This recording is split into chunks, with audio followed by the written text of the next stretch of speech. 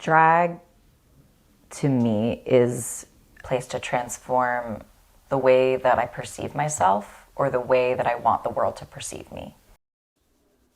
I live in a world that believes that the work that I do inherently is perverse and inherently is sexual.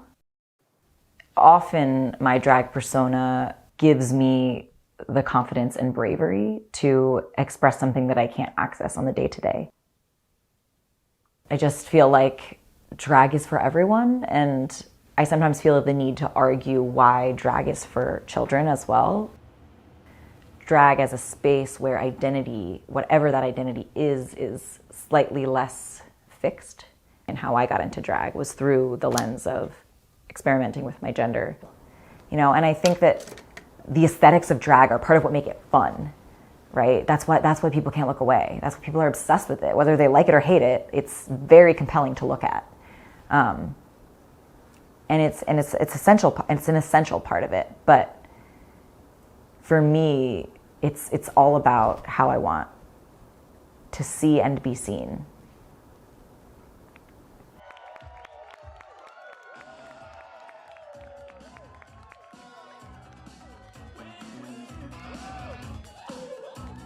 Brilliant performer, artist, teacher, please welcome, it is Theydy Bedbug.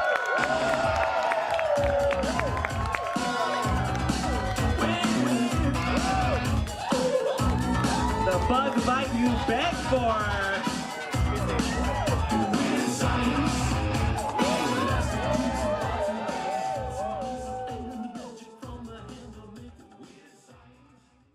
I started doing drag in Brooklyn in 2016, so that's my official start date.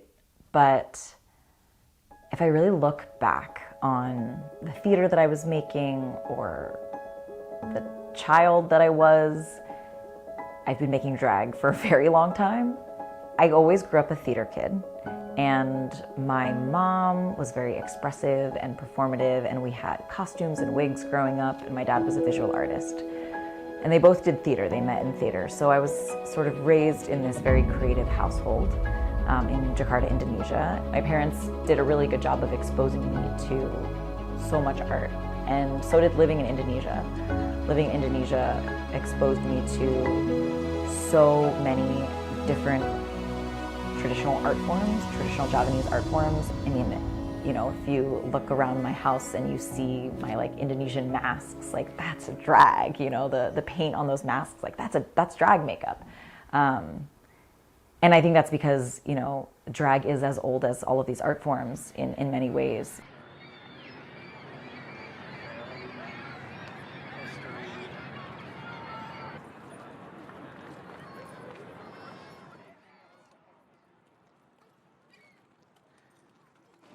Through the process of being in the Brooklyn queer scene, I came to realize that I was trans and non-binary, and I had this roommate. And so that roommate took me to a drag show.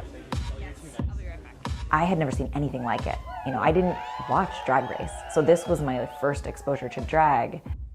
And I was so taken by how everything was so playful and joyous and sexy and entertaining, and it was radical and it was political. While sexual liberation is something that I believe strongly in, I also believe that it's possible to create drag that doesn't have to do with sexuality, actually.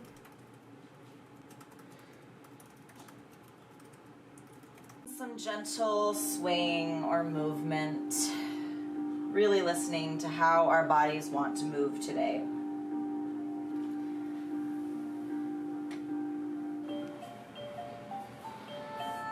I've, received negative comments on articles about me and my work with kids.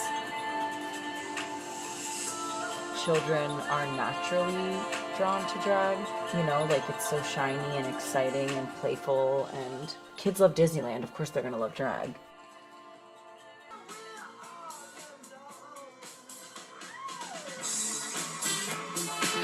Yes! Y'all. Let's give it up for Hot Slop in the chat. Woo!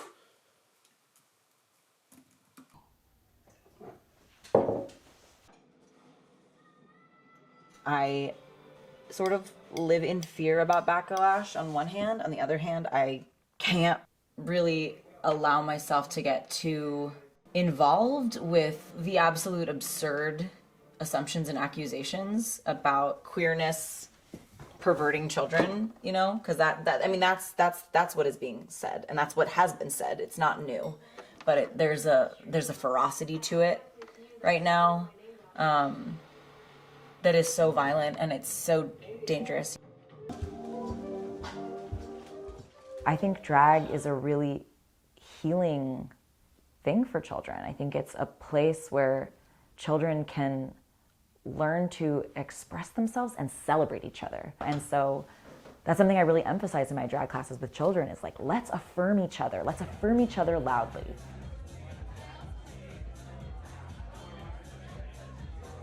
I don't know who I would be in my like unapologetic queer and transness if it weren't for the art form of drag, because it was through creating this character. I had 3 drag names, so it was Misconstrued, and then it was Lady Bedbug, and now Theydy Bedbug feels like the right one.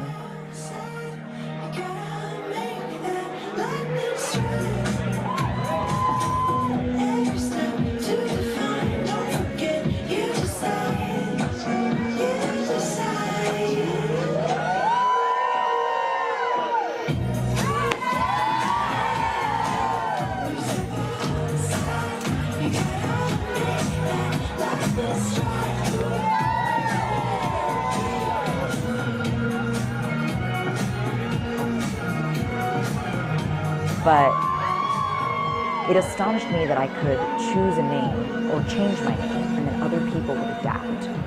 And it made me feel like I could have permission to assert who I wanted to be outside of drag as well. I created the persona that I needed. I think about Theydy as this strong, funny, masculine, handsome, goofy, dad energy creature that is poetic and hopefully, if I'm doing it right, makes people feel a little bit more safe in my presence. And I chose Bedbug partially because I am Brooklyn based, and Brooklyn is the closest to home I've ever felt. And it's also this projection of like something small that is also terrifying and powerful. That was what I really needed when I was starting drag, as a way of saying like, I am in control of myself and my body. And that was something that I really struggled with in my early 20s and in my teens, as many people do, of feeling like my body was made to feel like it wasn't my own from various people who crossed my boundaries, most of whom were very close to me. And I was waiting for a knight in shining armor to protect me, keep me safe. So Theydy was a way of me being my own knight in shining armor.